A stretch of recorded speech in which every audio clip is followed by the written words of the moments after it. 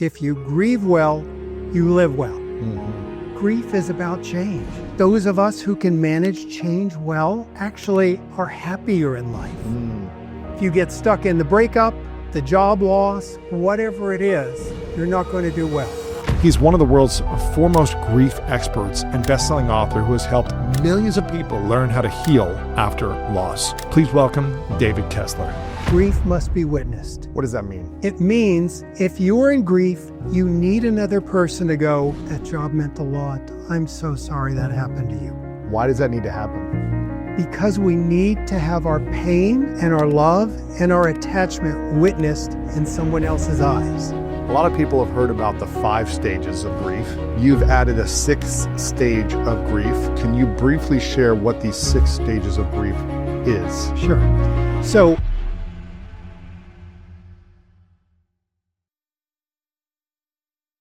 a lot of people have heard about the 5 stages of grief. If they've gone through something, if they've studied this, you've added a 6th stage of grief. Can you briefly share what these 6 stages of grief is? Sure. So Elisabeth Kubler-Ross, who did hospice and grief and loss, she's the one who came up with them. And what was amazing that she did is she didn't invent something, she observed something in people. And she was like, the sun always comes up in the east, it sets in the west. People seem to go through this denial. I can't believe this is happening. Anger, pissed about this. Bargaining. If only I had done that. If only we had tried this. Then depression, the sadness, and acceptance. And people thought like there's one big acceptance, there's a million acceptances that we're always going through. So those are the stages. And what's remarkable is they work when someone dies, but they work in a breakup, divorce, job loss, big changes. In fact, I always define grief as a change we didn't want. It's interesting, sometimes I'll be talking to someone and they know like I maybe have did a lecture at Coca-Cola or General Mills or Dow Jones, and they're like, why are you lecturing to grief with them? Do they have a lot of grief? And I'm like, no, companies want to learn how to manage change. Grief is about change. Those of us who can manage change well actually are happier in life. So I always want people to know if you grieve well, you live well. If you get stuck in the breakup, the job loss, whatever it is, you're not going to do well. So I was really honored to work with Kubler-Ross. She taught me, and I was able to do a couple of books with her and adapt her stages of dying to stages of grief formally with her. And about 9 years ago, I thought my grief was long behind me, and my younger son, David, died unexpectedly. And as brutal as you would imagine, I was on the floor. And I remember back then that at some point I thought, I have to find a way through this. What do I do for other people? Now you're the grief expert. You've written books about it. Helped a million bereaved parents. Yes. And now I'm in it. Oh my God. In the epicenter. Now, how long were you in it? And did you beat yourself up for being like, I'm the expert, why am I still feeling anger, sadness when I know these steps? I've taught this for years, and yet I'm still in this? There was an observer in me. And there were moments that were really, those two got separated. Like I used to tell people, go see a counselor, go to a grief group. I handed that out like candy at Halloween. Yeah. When I had to go to a grief group, it took me 3 times. I was like, there's traffic. There's always traffic in LA. I can't find a parking place. Finally, the 3rd time, I went into this grief group and I was like, grief group, I shouldn't be here. And which is a feeling we have in grief. This shouldn't be happening to me.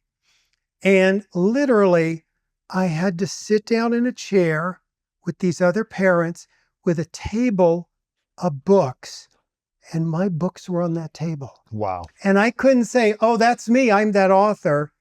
I had to be the father that buried a child. Ugh. So brutal, brutal, brutal. And I eventually would notice, yep, you're in denial. Yep, you're trying. And then I thought, I got to accept this someday. And that wasn't enough. I'm like, it can't end with acceptance. I need more. Because if you just accept something, then what? Well, it felt like a low baseline. All right, I accepted it. Yeah. Life sucks. I accept it. Life sucks. This happened. My life sucks. And, there were a lot of people who were like, this shouldn't have happened to you. And it's like, why? Well, why not me? Like, I'm not exempt from human life. And so it was really, I looked at this and I was like, I know I've been teaching for years. No matter what you've been through, you can find joy and happiness again. Even though I couldn't see it when I was in it, people would remind me. And I eventually thought about, there has to be more. Could it be meaning? And I went back and read Viktor Frankl's book, A Man's Search for Meaning. And meaning didn't always jive with people in grief, because it would be like, there's no meaning in a horrible death. There's no meaning in a murder. There's no meaning in the... And I realized, and the work became to understand, the meaning is not in the horrible event. The meaning is in us. Who do we become after the horrible event? And I also thought back to my son, David, who loved my work. And he would not have wanted his death to constrict it. And I thought, then I have to expand it. Wow. If you could go back and think about who were you before his death and who are you now after his death? What is the meaning you've given that in your life? I appreciate it even more, life.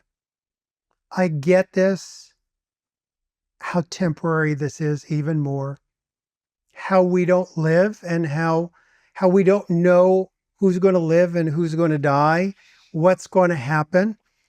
We've talked about control. I had to manage a new layer of digging out some control to realize, oh, I have no control. I have illusions of control, but I have no control. No control. And what do I have control over? Oh, how I experience this moment. How I experience today, what I say yes to, what I say no to. Then it all shifts. Then I have real power to make the most of my life. And I try to be like evidence for people when, I hear the horrific things they've gone through. I get it. And I have hope for you. And they'll go, I don't. And I go, that's all right. I'll hold hope until you can find it. Wow. How long did it take for you to find hope? I had a moment like at Christmas. I was with my older son at my son's grave. And he said... The first Christmas after? First Christmas after.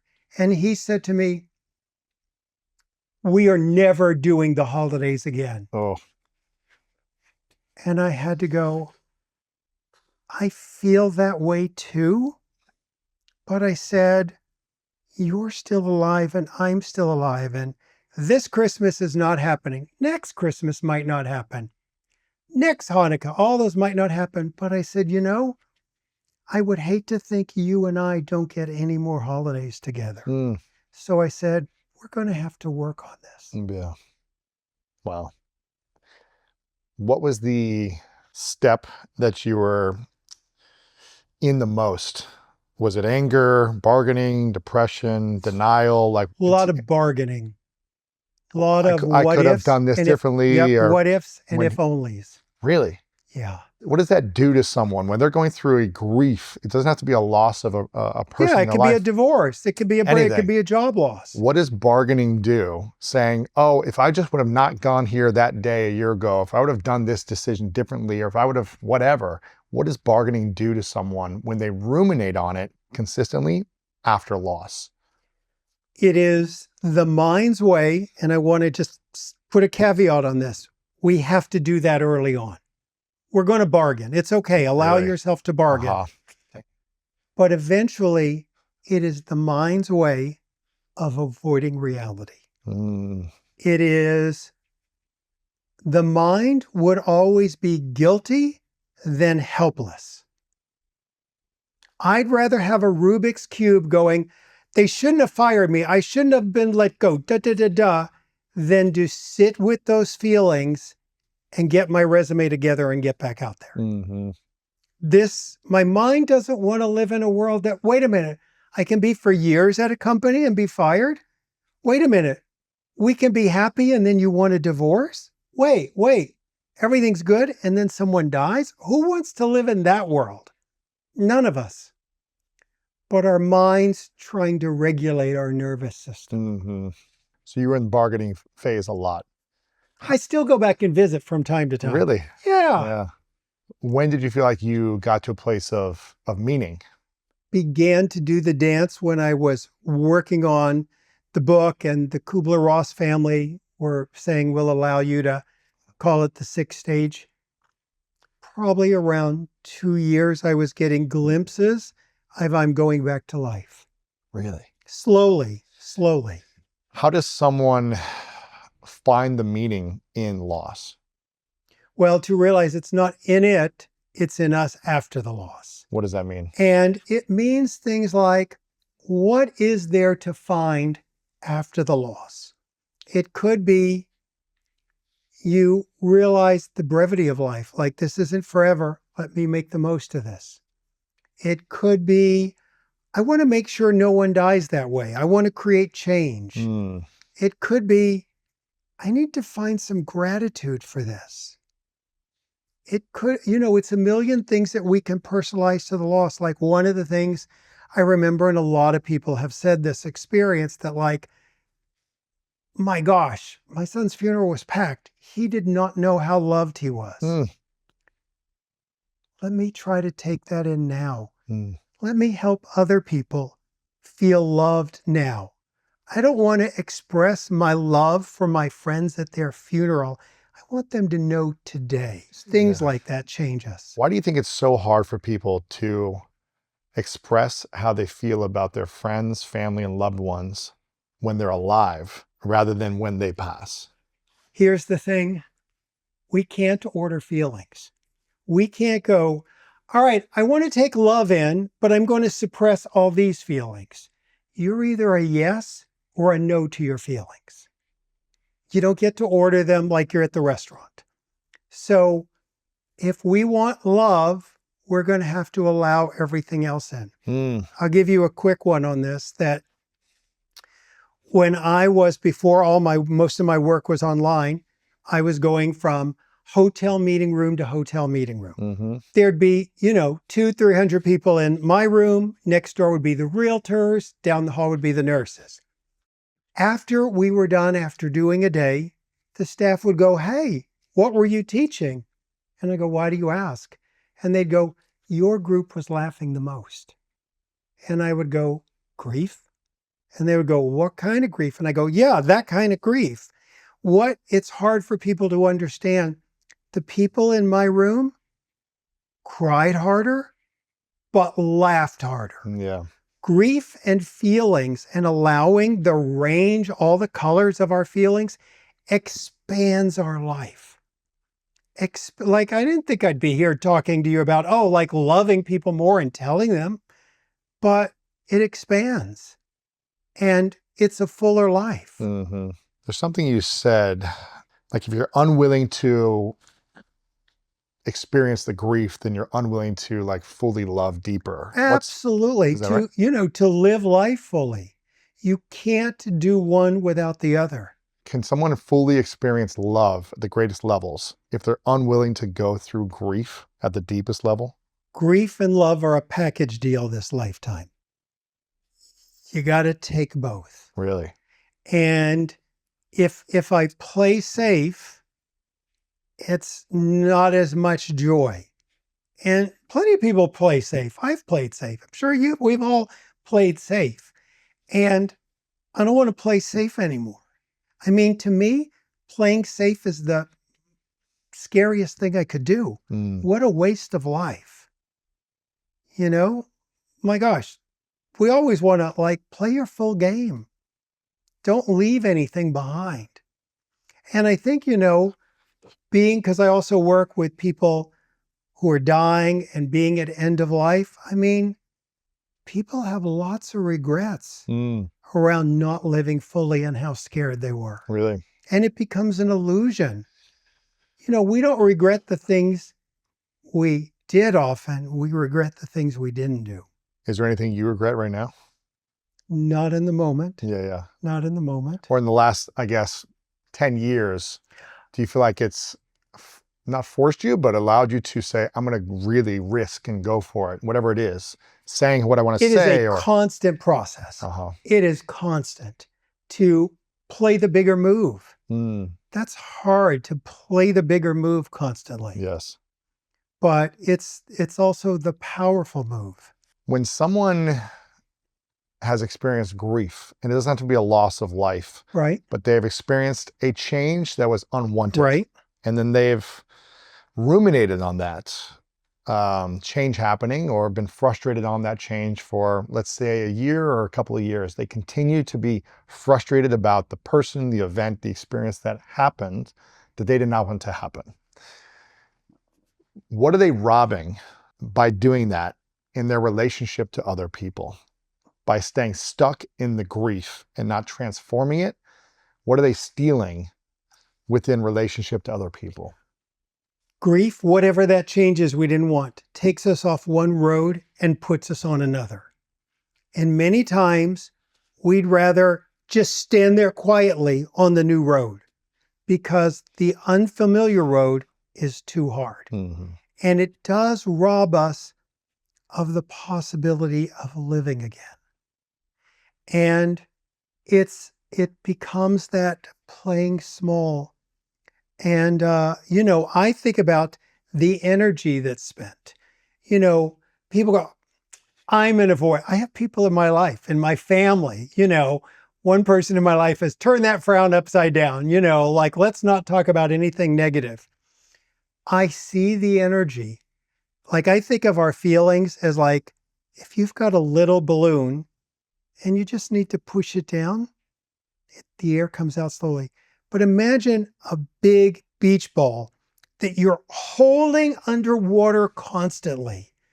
Like, it takes a lot of energy to not feel your feelings. And here's the thing I tell people. Feelings aren't facts. It's just data. It's just information. You have a feeling, let it pass. And I think something folks don't understand about feelings is we're the first generation that has the luxury of a feeling on a feeling. What does that mean? That means I'm angry. Oh, but I shouldn't be angry. Oh, I'm sad. Oh, but I don't have it like people overseas have it. And we have all these half-felt feelings that we stopped ourselves from feeling the anger, the sadness. And we live with this bag of unfelt feelings. It's like guilt of having the feelings because someone else has it worse or has it worse. And so if we just allow a feeling, it's going to pass. Now, the illusion that feelings have, especially around loss and change and those big things, is when you're in a bad feeling, it's like there's a voice that goes, this feeling's forever. This loneliness, this pain, gosh, I know that. Forever. Yeah, I felt that, especially in like my teens and 20s. Oh my gosh. I felt like forever. This is never going away. I felt that like in my childhood, I am damaged forever. Yeah. And to understand no feeling is final. No feeling is forever. Your feelings are always going to change. And sometimes what we need is a little nudge to move again. That's why I love doing grief groups online. We find ourselves in each other's stories, And I think the other thing is so many people are all about these days. And, one of my lines that I tell people, it's so, connected to me is grief must be witnessed. What does that mean? It means if you're in grief, you need another person to go, that job meant a lot. I'm so sorry that happened to you. Why does that need to happen? Because we need to have our pain and our love and our attachment witnessed in someone else's eyes. Grief is a severance. It is a separation, and connection heals it. Like everything we know, what helps grief and trauma is connection. So part one is I say to people, oof, that's horrible. I see the pain. You love that job. You loved your wife. It's so unfair. It shouldn't have betrayed you. What, I need to witness, folks. We're a little bit getting really good on the witnessing and leaving people there. What's the next step after the The witnessing? next step is for me to witness your capacity. That sucks I can't believe that sucks. I know you though. I know you can turn this around. You might not see it right now, but I know who you are. And I witness your capacity. I need to witness your pain and witness your capacity for turning it around. We need that. The School of Greatness is brought to you in partnership with Airbnb. One of my favorite parts of travel is when a trip gives you a feeling you can't really plan for. You're walking through a new city, in the morning, you're grabbing coffee, you're talking to someone local, and suddenly the place feels a little bit more familiar. These are the moments that stay with me. They're the things that I crave. Not just the photos, but the feeling of being somewhere new and still finding meaningful connection. And that's what I love about Airbnb. When you're away having your own adventure, your home doesn't have to just sit empty either.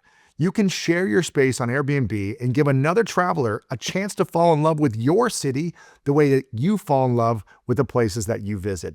And maybe there's a big game coming up, or maybe people are coming in for a once-in-a-lifetime concert. They need a place that feels comfortable and inviting.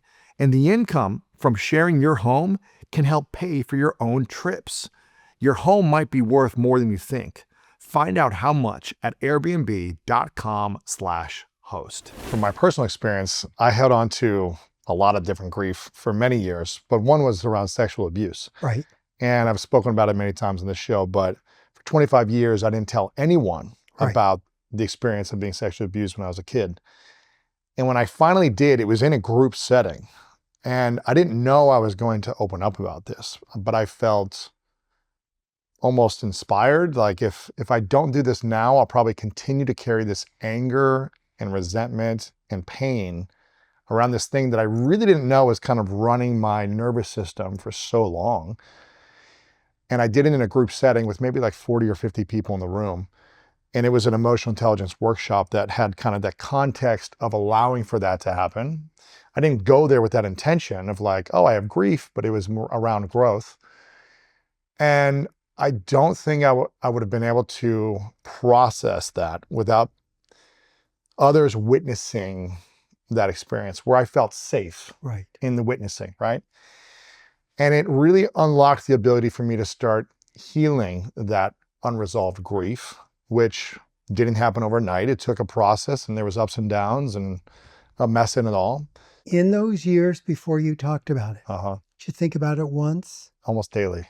Daily. For like 25 years. Almost daily. I mean, or I'd stuff it away. How much energy, looking back now, did it take to manage that? So much. So much energy. Wasted. And I also believe nothing's wasted. But I understand that concept.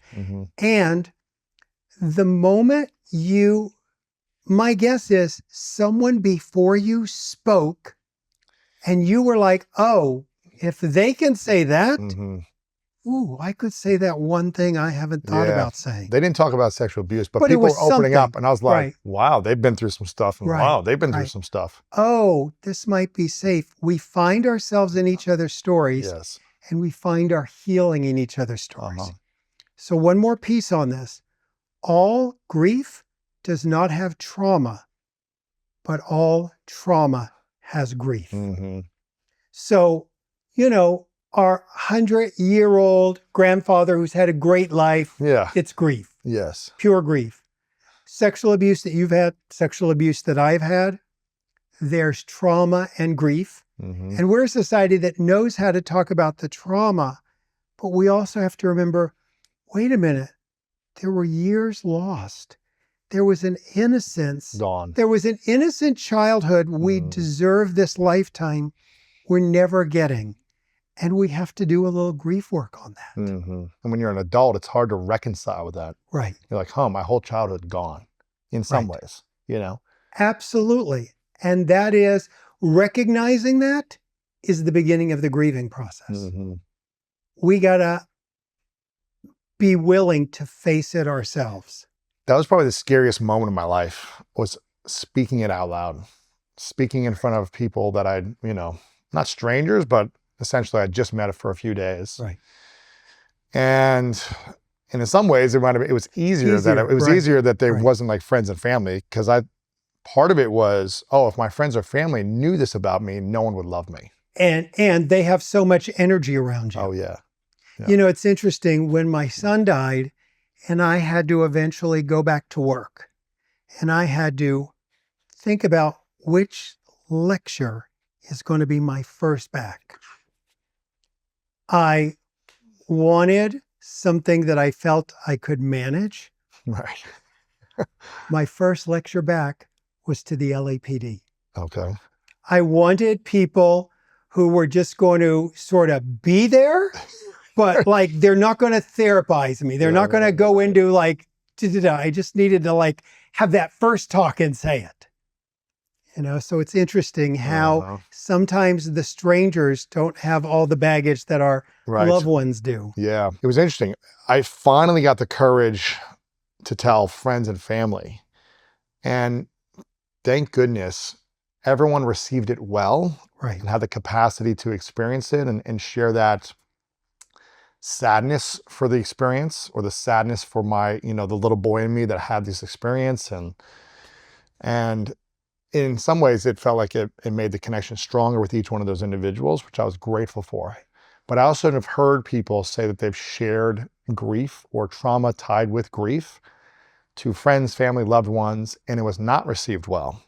So what happens if someone shares their grief with someone where it says, suck it up, or, well, it's tough that happened, but move on, or whatever they did, maybe they didn't have the tools or the skills to communicate effectively because they are repressing their grief or trauma or something, or it's just not in their capacity. But what happens when you open up to someone who doesn't receive your grief well, and it almost traumatizes you more? That's why there's been grief groups since the beginning of time, because we need to find those people who know. The truth is, look, most people in grief could look back and go, I didn't do this as well as I could have with someone before I knew. Once grief comes to you, you understand it. But, if you're having in a horrible divorce and all your happily married friends, they're not going to get it. Your divorced friends might get it. So, one, we have to pick our audience. And the thing is, I love that line about no matter how, like, people always want, my sister's got to get it. My spouse has to get it. Help me have the right words to convince them of the pain I'm in. And I often say that line about no matter how many times you go up and down the aisle of a hardware store, you're never finding milk. You're not changing your sister. Yeah. So let's transplant you to a place with people you can talk about it. Mm-hmm. It's a grief illiterate world. Mm-hmm. It's a grief illiterate world. No, it's until you've gone through it and you say, I'm going to learn about it.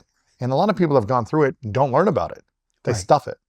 Or get stuck in it. They get stuck in it. They don't want to do the work to heal or transform it because in some ways it's scary, it's hard, it's unfamiliar. There's some sense of control and feeling angry or resentment or whatever it is. And it's feelings that are bigger than us and feel like they will take us out of control. Yeah. Or we're going to start crying. And I tell people who say to me, if I start crying, I'll never stop. I'll go, I've been with thousands of people. Everyone stops crying. You get tired at some point. Right. Or, men who goes, I can't cry. It's not. And I'm like, really? I worked at 9/11. I was there with firemen who were digging for their brothers.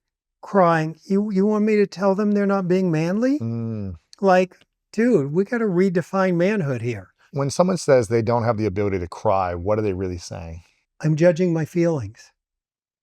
People will say to me, I can't cry. And I go, you can't cry, or you're judging yourself for not crying? The thing is, if we're judging ourselves about we should be crying, and this happens all the time, I'll say, you're judging your feelings, and people go, no, I'm not. And I'll go, well, but you're telling me you should be crying, which means you're not okay feeling what you're feeling now. There's a should here, which means you got a judgment. Judgment demands punishment. You're going to punish yourself or others, and you're clearly not going to cry. We have to get to a point where we go, you know what? I'm going to accept my feelings. If I cry, I cry. If I don't, I don't. Let me just accept. It's a weird paradox that to feel your feelings, you have to accept them, and then you begin to move through them. Mm-hmm. If someone says, I haven't cried in years, what is it that they're blocking? I would say to them, I think that wisdom is in you. And I think you might want to put some effort into getting curious about it versus judgmental. Mm-hmm. What would it look like if you weren't blocked? What would your life look like if it wasn't being blocked? What are the obstacles that's keeping you that way? And a lot of us get this learned helplessness that we're like, there's no way out. And that's when we need someone to go, yes, there is. Give me your hand. Mm-hmm. Yes, there is. We're going to look. I can't take you all the way, but I can open the door and show you some stuff. Because most people don't have the tools to navigate grief well, it seems like they haven't learned it at an early stage, or they weren't taught it, or they didn't learn how to discover it. You know, as a parent to twin girls now, right?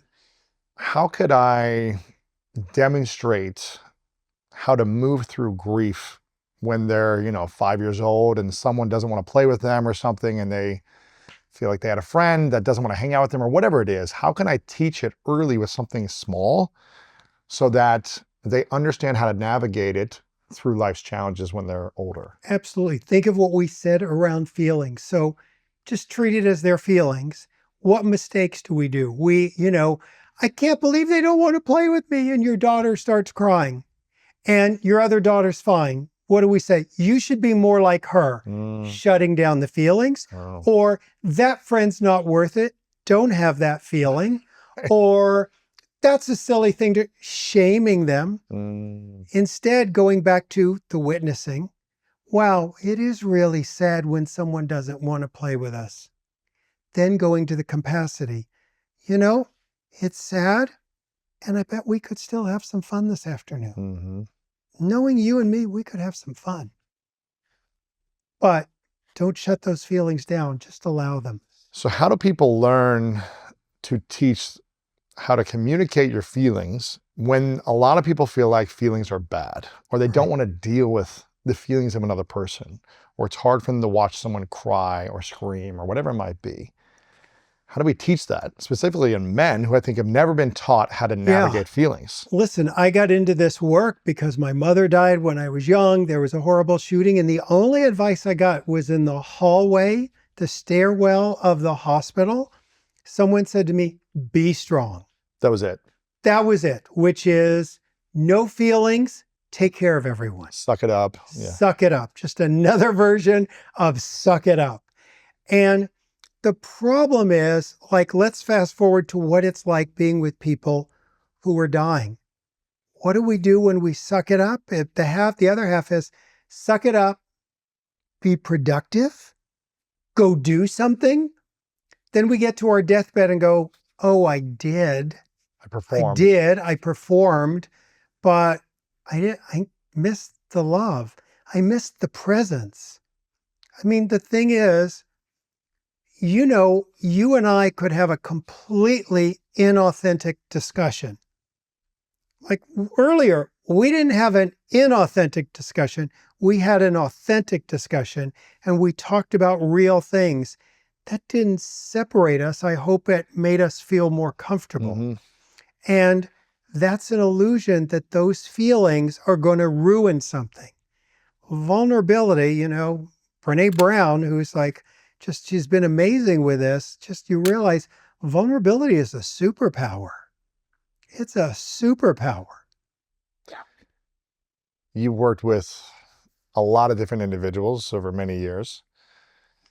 From your clinical perspective, who has a harder time truly expressing their feelings, men or women? Men. And a lot of times when I work with men, men who aren't comfortable don't know how to do this. They don't know how to do face-to-face. And a lot of times our spouses and people will like sit men down and go, which is like the worst thing.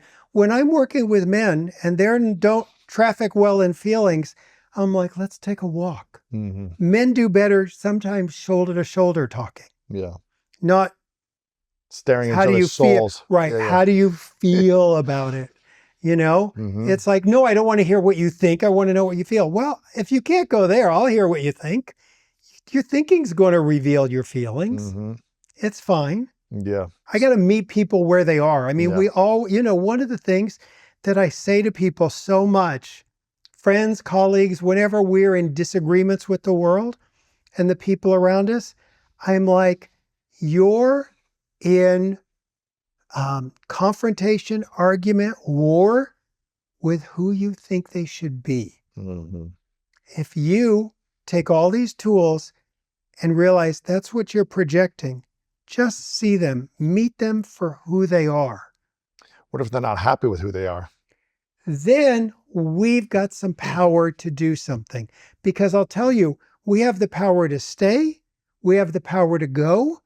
We don't have the power to change other people. Mm-hmm. I've tried. I've spent a life trying. Really? They don't change, and we get frustrated. Doesn't mean we can't encourage. There's little things we can do. I'm going to get further with people if I say, I really like what you did, and name the things you do well versus naming the things you don't do well. Yep. That's going to help the other person grow. Mm. But I've never nagged anyone into change. Right. That Or doesn't judged work. them into change. That's not going to work. Not working. Not working. They're not going to be happy. Got to meet them where they are. You talk about this idea of unattended grief that people carry around without realizing it. Yeah. Can you explain how that shows up in someone's daily life and how it impacts their relationships or their ability to succeed?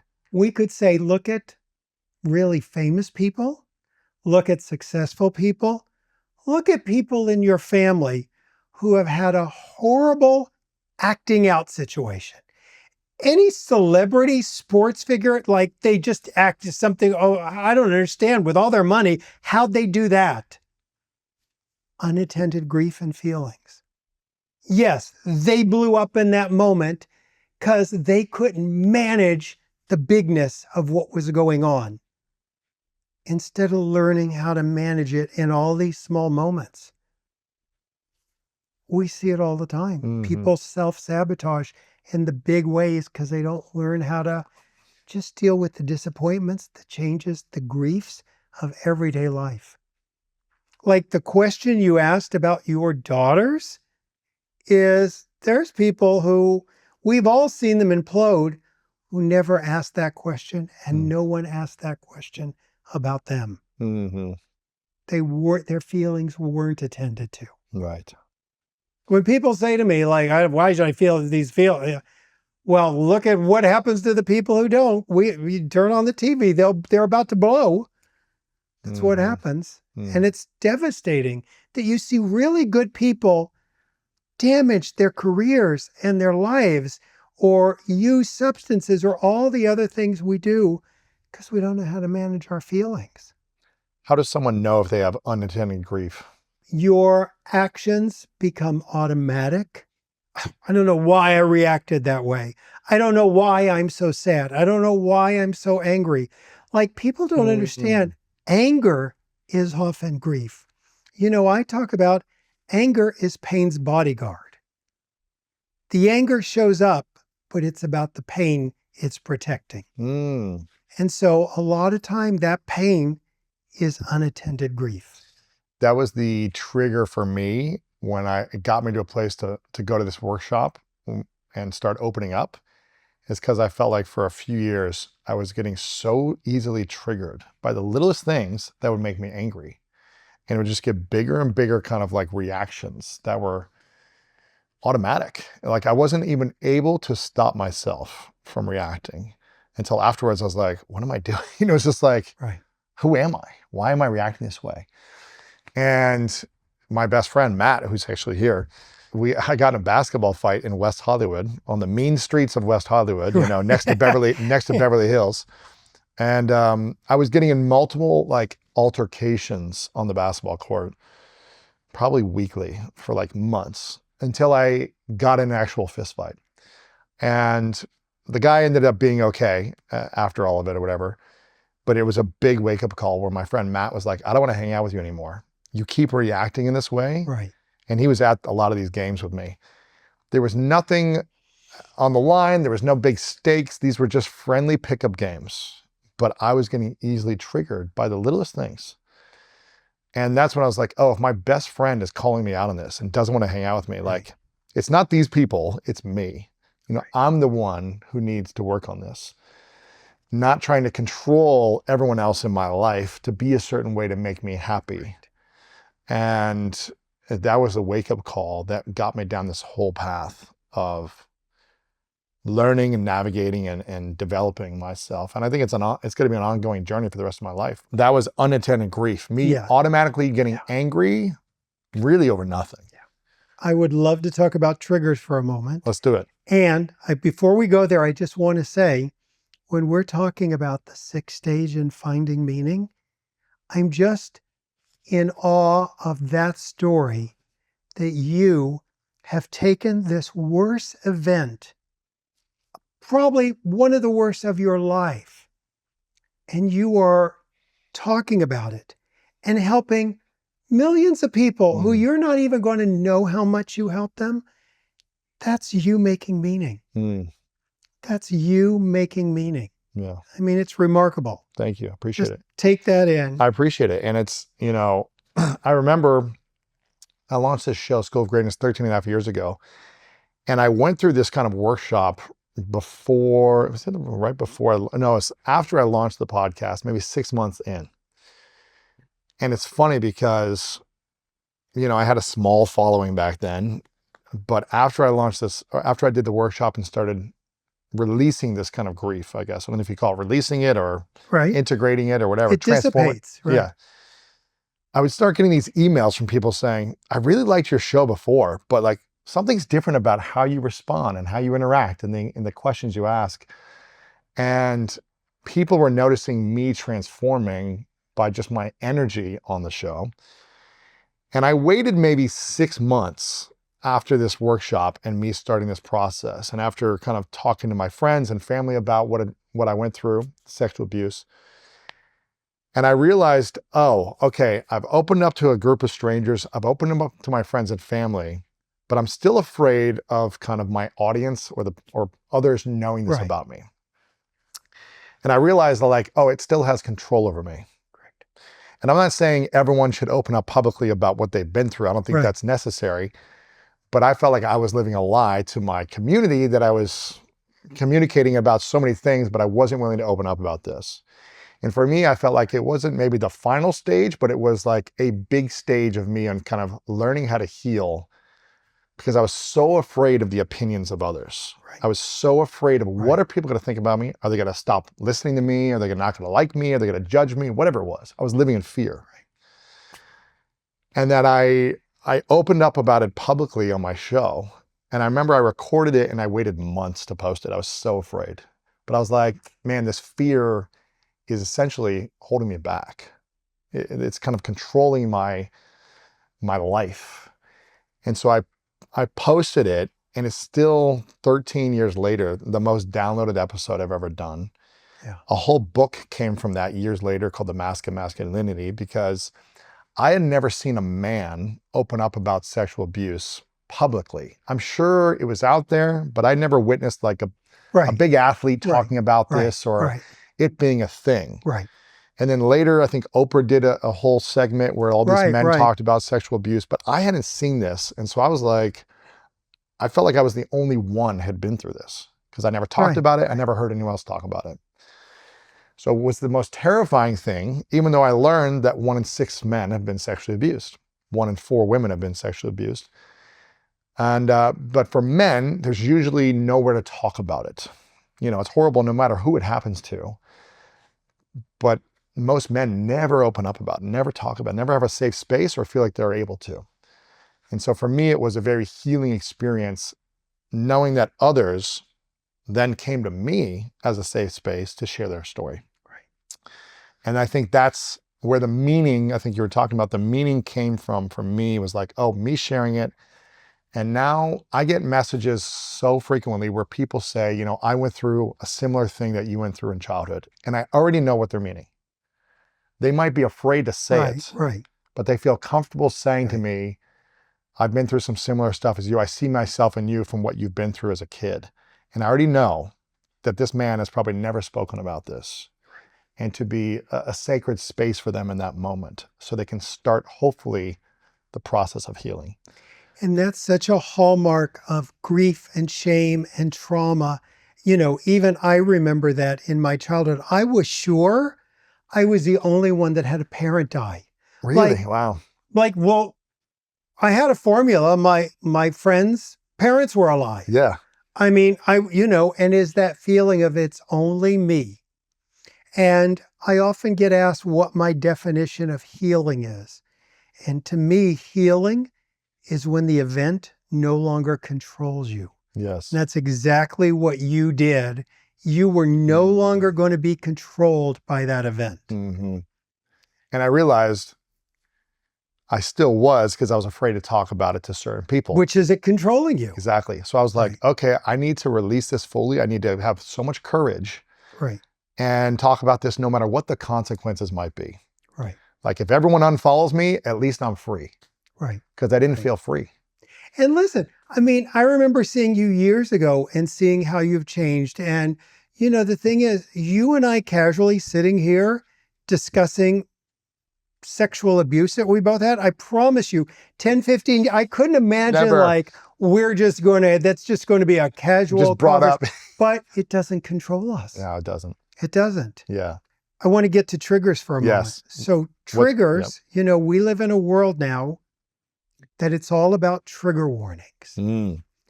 And it is a version of let me control the outside. My loved one died. I can't go by that part of town. She divorced me. I can't be with those friends, whatever it is. We have those triggers. And the game now is sort of trigger warning, please don't wear white shoes. That freaks me out. It triggers me. And the problem is, I'm under the illusion that the problem is out here and I'm trying to control my environment. You thought you were going to beat those guys up enough to control, you're trying to fix it all on the outside. And the problem around that is when people come to me and say, I don't know where to start with grief and trauma, I go, what triggers you? Your triggers are a map to your pain, and they are a map to your healing. Your freedom. We come with a map. Each of us has a map right now. I don't know what to work on. You got a map. You got a map. And for us to realize, if I start going, all right, no one wear white, tennis shoes, what's going to happen is I'm going to be in emotional avoidance, and I'm teaching emotional estrangement. I'm going to begin to live in a world where nothing can upset me. And going back to what we talked about, I want to help people build capacity. Yeah, those white shoes are fine. It's good. Someone in white shoes years ago was a jerk, but I'm in the moment now and I can see you're not. Mm-hmm. So to understand, sometimes when I was doing like events and conferences, someone would run out of the room and they'll go, it's too painful in that room. And I'd go, I get that. Take care of yourself. Leave if you need to.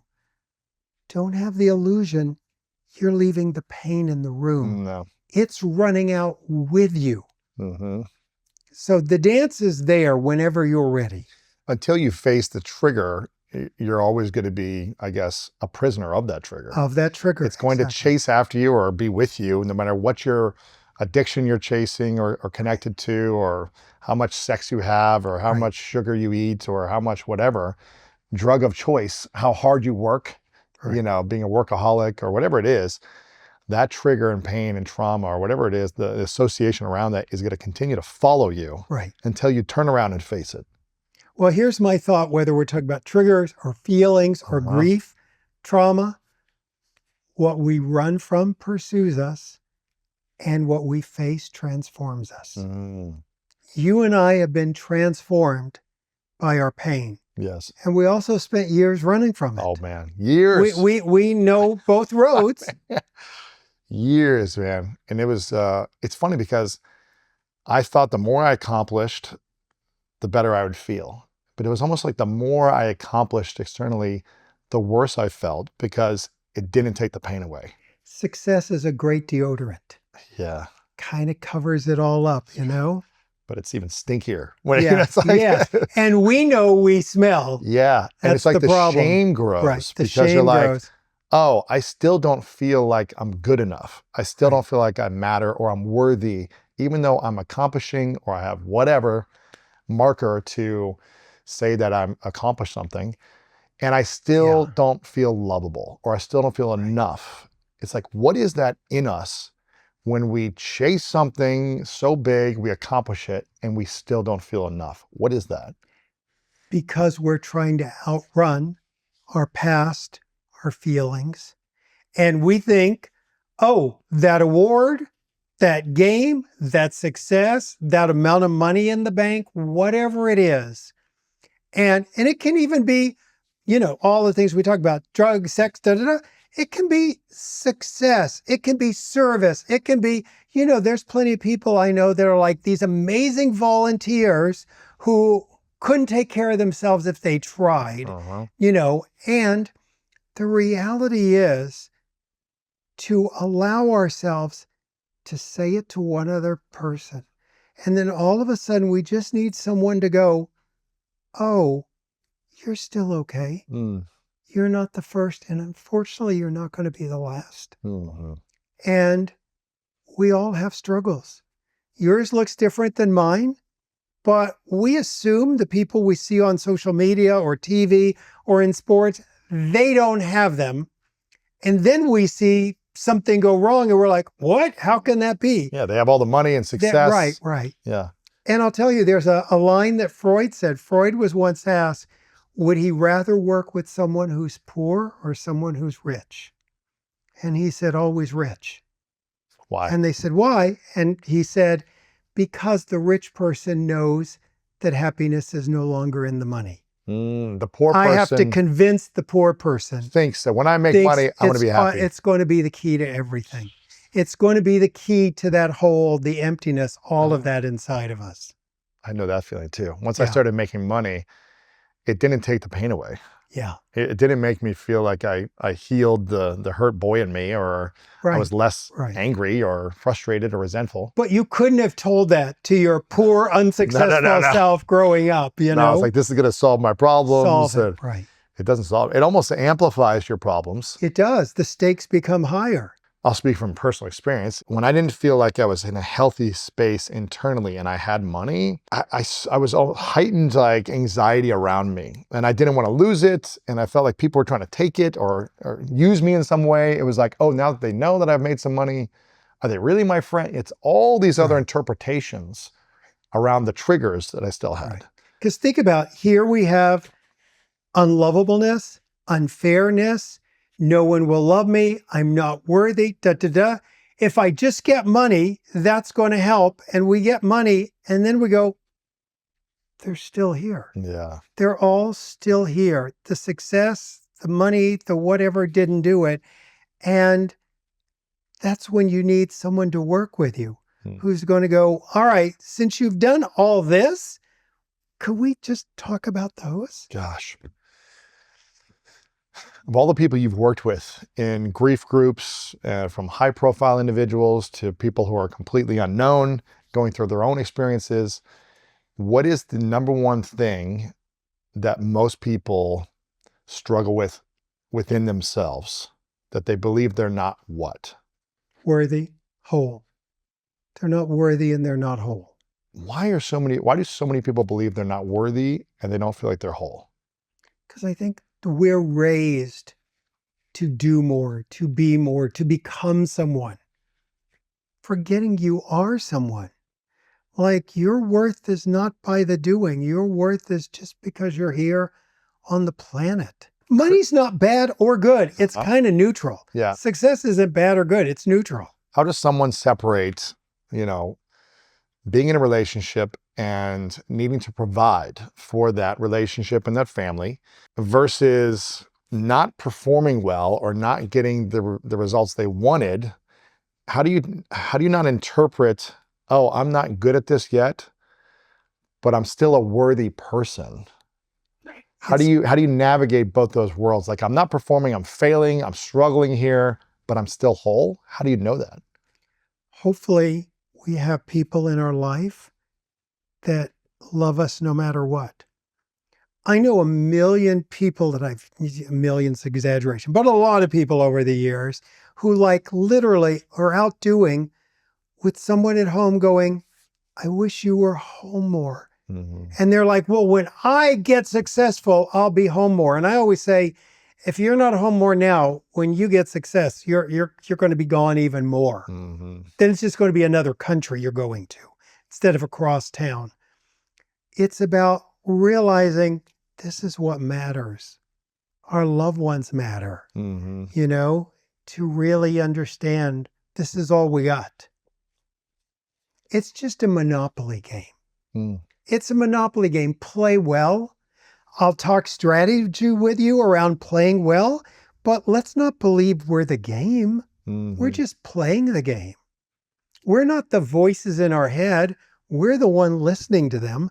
And sometimes we might not want to listen to them so well. Mm-hmm. If someone's in a relationship and they've been married for a while, and they both got married for good intentions, but 5, 10, 20 years down the road, they start waking up to some of this information and they start going through a self-discovery, start processing grief, start healing some, but they realize that their partner is stuck in the past, stuck in unattended grief, and they're triggered constantly. They're reactive a lot.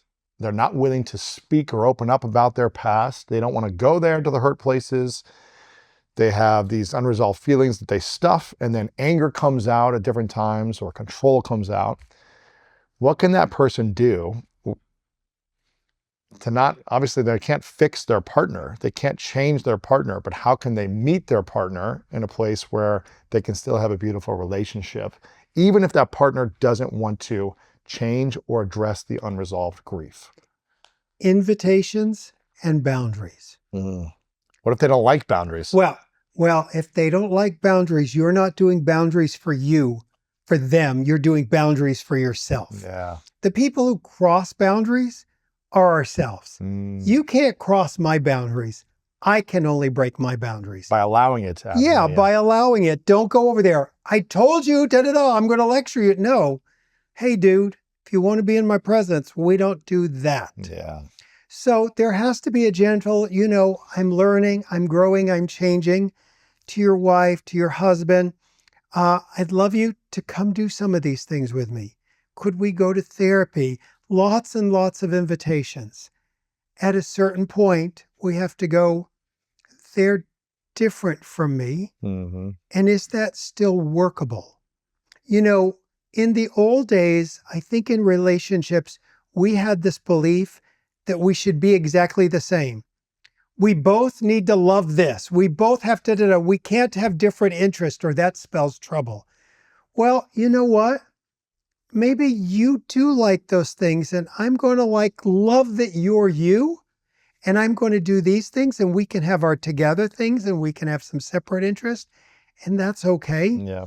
And there's a time some people could outgrow a relationship. I just want to make sure they've really Gone done all the in. invitations and done the work and things like Mhm. that. Yeah.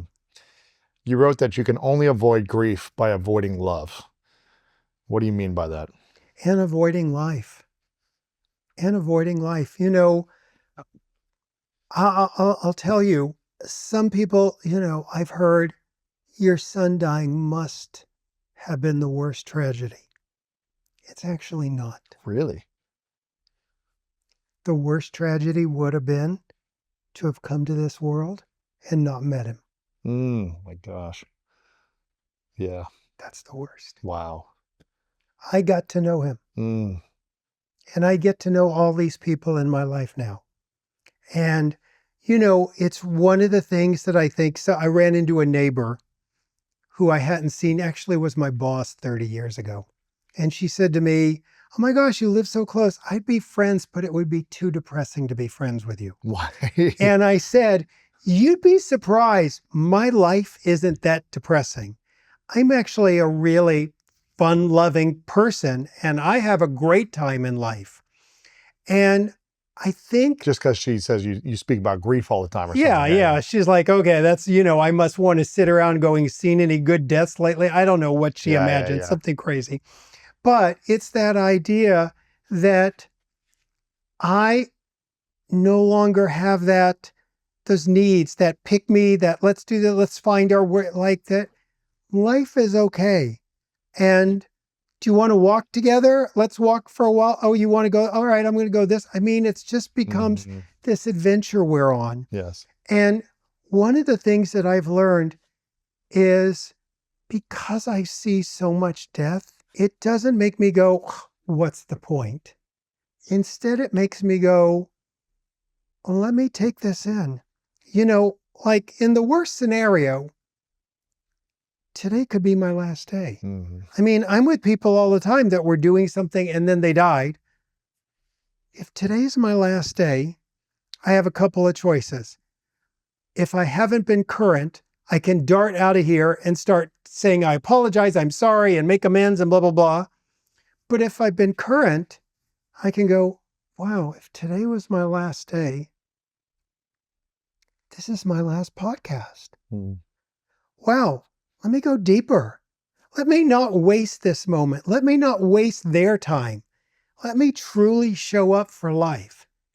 And then I don't die today, and I get to have a great day. Because someone's going to die, someone's going to divorce, a breakup's going to happen. I mean, it's going to happen. And let me be present for the moments when it does and the moments when it doesn't. Yeah. How many of us have ruined good moments when nothing bad was happening because of all the moments we didn't attend to? Right.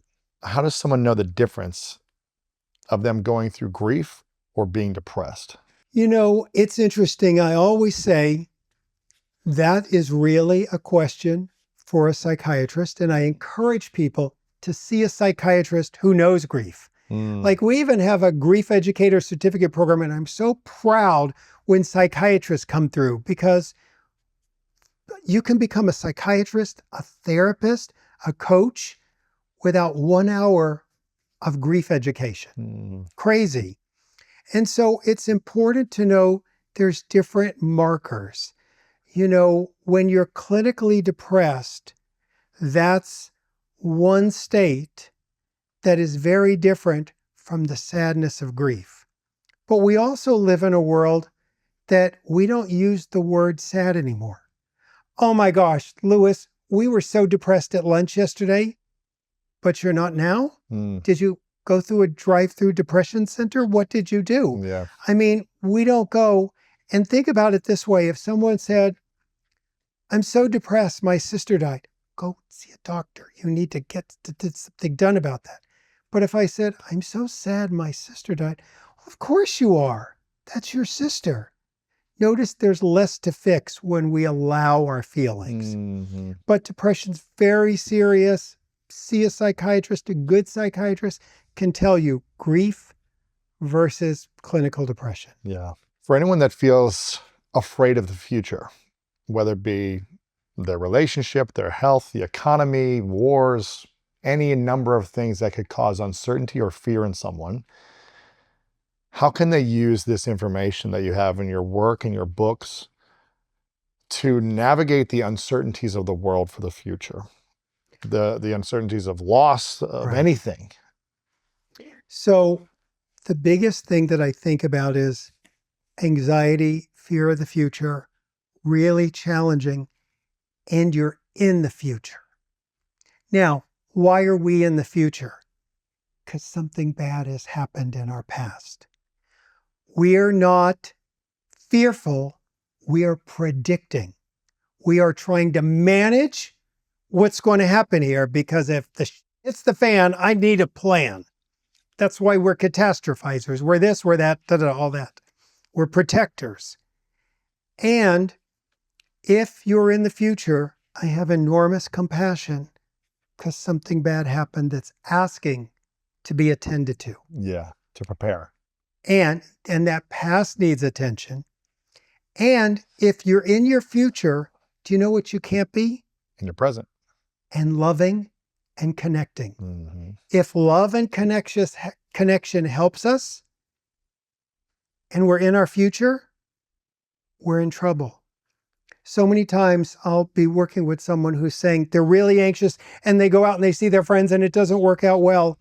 And I'll go, what happens? Well, I sit down with my friend, I tell them how anxious I am, and I go, and then eventually they say, nice to see me, and leave. Yeah. And I go, so here's the plan. Mm-hmm. You got to go. We're going to be together for an hour today. I'd like to take a chunk of that and just tell you what's going on with me, and then really keep me accountable. And then I want to hear what's going on with you. And I want to be really present for you too. Then we suddenly have a connection. And instead of one person living in the future, two people have brought themselves into the present. Changes everything. Yeah. Love and connection only can happen in the now. If someone is always stressed and worrying about the future, what is that signaling about that person? Is it that they have a pain from the past that's They have unresolved? something from the past Really? that's asking for their attention. Mm. And they're playing it out that way. Listen, and it doesn't mean you can't be like really productive and really successful and really doing amazing things in the world. It's how do we do it? I mean, I've been successfully doing things in unhealthy ways and in healthy ways, and it feels different on the inside. Mm-hmm. And I know that. Yeah. And I mean, we're all struggling. I mean, believe me, I'm sure I could say it about too. Like, whatever you think, we got stuff going on. Yeah. We always do. And if we don't today, it's coming tomorrow, and we'll be able to manage it. What's your biggest fear for humanity over the next 10 years based on what we've been through with COVID and wars over the last 6-7 years and the predictions of the future with all the changes of AI and financial currencies and wars and conflict? What is your worry on humanity's ability to be loving and in the moment? We will give away our power. We'll give away our power, whether it's to our government, leaders, whatever it is, we're going to give our power away, or to AI. Listen, I got an AI. I really made sure it didn't say generic stuff that you can find anywhere. I created it just from my work. It's better for the environment. It helps people in so many ways. Look, I can be up in the middle of the night if I happen to be scrolling and seeing there's a woman in Serbia whose child just died. I can get on WhatsApp and call and talk to her in Serbia for an hour right after her child died. Can't do that often. AI helps me help people at 3 a.m. because grief's 24 hours a day. Mm-hmm. So that's a really wonderful thing about AI if it's curated and safely done. On the other hand, it can take over the world, and, we're in an Arnold Schwarzenegger movie because we gave our power away to the people who are managing it. Find your own power and use it to change something. If you could prescribe that every person watching and listening master one skill to have more love, harmony, peace for the future, no matter what happens, as they're going to go through different challenges in life, they're going to go through different grief and losses and unmet changes. What's the one skill you would prescribe everyone to learn or master to be able to navigate the uncertainties of what will happen in the future? Get support. Get support. You know, it's a strange thing. I had a flat tire, and when I got new tires, I bought a tire plan. I bought a plan for my tires in case I hit a pothole. Do you know that sometimes I don't treat myself well, but I protected my tires? So if we can get support, doesn't have to be a therapist or a grief group or a divorce group or whatever it is. Just talk to a friend, share, find a way to connect with someone else. Connection is everything. Yes. Just connect with one other person. And if you can't connect, go help, go volunteer. That'll help you a lot. Your book's called Finding Meaning, the Sixth Stage of Grief by David Kessler. I want you guys to check this out. For me, when I learned how to navigate grief and loss and heal, it created such a level of peace and abundance inside of me. And it didn't mean I was like perfect overnight, and it didn't, I still have stresses. But when I learned how to navigate these skills, it unlocked my life in ways I never knew were possible. Right. So I want people to get your book. And I also did a workbook with it because I want people to go, what's grief work? It's like, this is like me sitting down with you at your kitchen table. We're going to do it together. Yeah, and I think the workbook is probably the best place to start, because if you're afraid to speak in front of other people, then it's almost like you have you working with them through a workbook where you can be introspective rather than in a group setting. But like you said, the best place to go next is with a group. Whether you're paying for a therapist, you're meeting a small group somewhere, and you have aboutgrief.com has Tender Hearts online grief groups. We have Is that right? aboutgrief.com is a free video that just teaches you about grief. My website is grief.com. You can find our Tender Hearts grief group there. We got 26 groups around people dying, whether it's a brother or sister. We've got a faith group, an afterlife group. We even got an anticipatory grief group for people whose loved ones are sick. And these are all online? All online. Wow. And we've got like a time for Australia, a time for Europe. Wow. We've really honed that really well to help people. No one's turned away for lack of funds. We make sure everyone has access to that. That's cool. And the other thing you can find on grief.com is we got an amazing grief certificate program. People who want to turn their pain into purpose. Not everyone can do books or podcasts, but maybe you could be the person in your neighborhood that people know how to come to, or maybe you could be the therapist or the coach that becomes really good and understands the changes we can make when we get this part of our life. Wow. Okay, so that's all at grief.com? Grief.com, you can find it all there. That's amazing. And what's the difference between online grief group versus in person? I was the first to say when that whole thing started, I was like, I don't know that emotions will translate. And someone said to me, have you been to a movie? Like emotions translate. But it's great because I watched the struggle for years of people who went, I want just a suicide group, but I'm in a group of widows, or my local one doesn't have a group for siblings, or, I'm a young widow. It's hard for me to be with older widows. We can do them. Wow. We can just do them online in your time zone. So easy. And does someone, when they join one of these grief groups, do they go once a week, once a month? What is this process? We have it where it's 4 times a week that they have the options to attend. Wow. And it's like, you want to go into a group? Great. 2 times a week, you can see me working with one person. Someone volunteers to work with me. Everyone else watches. And people go, why would that help?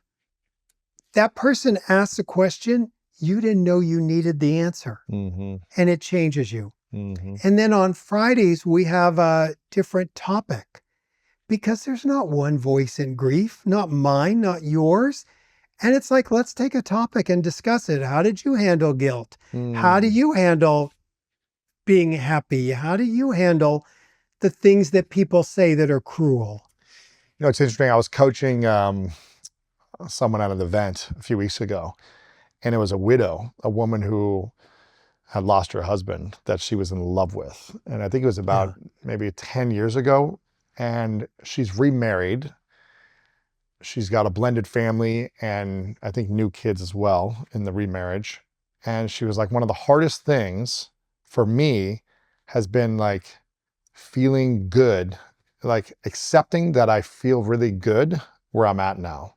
I feel guilty being happy. yeah, When other people are not happy, they're still grieving, they feel like you're never going to be able to find someone again. You're not allowed to have love and joy and happiness again when you've lost your husband or someone close to you. And she goes, it feels really good to finally start to be able to say, I'm worthy of feeling happy again and love again, even though I lost a great man that I loved as well. that's a story we often play in our mind of disloyalty. Mm. Look, really? I'm going to be happy again after my son died? That doesn't sound like a good parent. But I had to really think about who my son is. And am I being loyal to him by not living again? Is that really what he would want? And I'll tell you, I can imagine, I don't know what the afterlife's like, but I could imagine whatever it is, how many years from now, decades, I arrive in the afterlife and I meet my son. It's great. We finally see each other again. And he says to me, oh my gosh, tell me about Earth. Wasn't it incredible? And I go, well, I grieved. Yeah, no, I'm sure you did. That had to be hard. It was really brutal. I get it.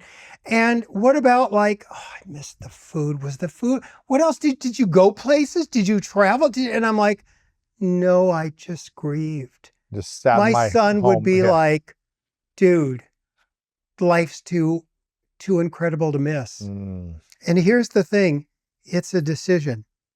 She made a decision. Mm. I live in a cute little neighborhood with these little small houses. And I can imagine, I knew there was a moment where I could have been the grief guy that never left his house again. And I Mm. could imagine the teenagers driving by going, is that a haunted house? No, it's a grief expert whose son died and he never came out again. Oh my I gosh. could have seen that, but it was a decision to live again. Wow. And each of us, in small ways and big ways, not just around death, have that decision every day. Do we show up? Do we live again? Do we sink? Every one of us is deciding that constantly, no matter Mm. what your circumstances are. Mm. I've got a couple final questions for you, David, but I want to acknowledge you first for not being stuck in your house after grief and coming out and finding ways to expand and live even with more joy, more love, more acceptance, and continuing to be of service to so many people who are going through this and ultimately finding meaning in the Yeah. process. Because I think that's what makes life richer. And when I Right. can look back on my life, I don't like that the 5-year-old in me had to Yeah. experience sexual abuse, but I can find meaning now and not say I wish it happened again, but I can Right. find meaning saying it did happen. And because I'm able to process it now and find meaning, hopefully I'm able to help other people Right. by being able to sit with them or being able to share this story with you Right. without it crippling me like Right. it used to. Right. And so that meaning that you've created is really powerful, and I acknowledge you for that. Um, I have two final questions for you. This is called the 3 truths. Okay. So imagine hypothetically you get to live as long as you want. But on the final day, you have to take all of your work with you. So this book, this podcast, everything you've ever created, everything you create from now until that day is gone, not from this world anymore. But you get to leave behind 3 final lessons with the world that we would get to keep. I call it the 3 truths. What would those be for you? Love is all that matters. Let the good just saturate in you. take in the good. We know how to take in the bad, Hmm. take in the good, and be you. Mhm. It's a strange thing. Like those of us who have really done this work know being you sounds like the easiest thing in the world to be your authentic self. It's the hardest thing to let go of all the who we think we should be. Just be ourselves. I still work on that all the time. Mm. I'm going to not only leave that behind for everyone, I'm going to try to Yeah, yeah, continue yeah, to of take course. it in. That's beautiful. Final question, David. What's your definition of greatness? Showing up for others and yourself.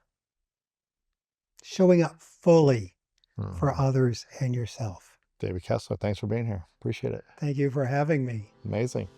I don't think there are a lot of parents who wake up and maliciously try to screw up their kids or hurt their kids or belittle or shame their kids. I think we're doing the best we can with what we have. And so I think to let go of the idea that if I have done something that I could have done better or that I could learn from, that I have to just come down. People defend their parenting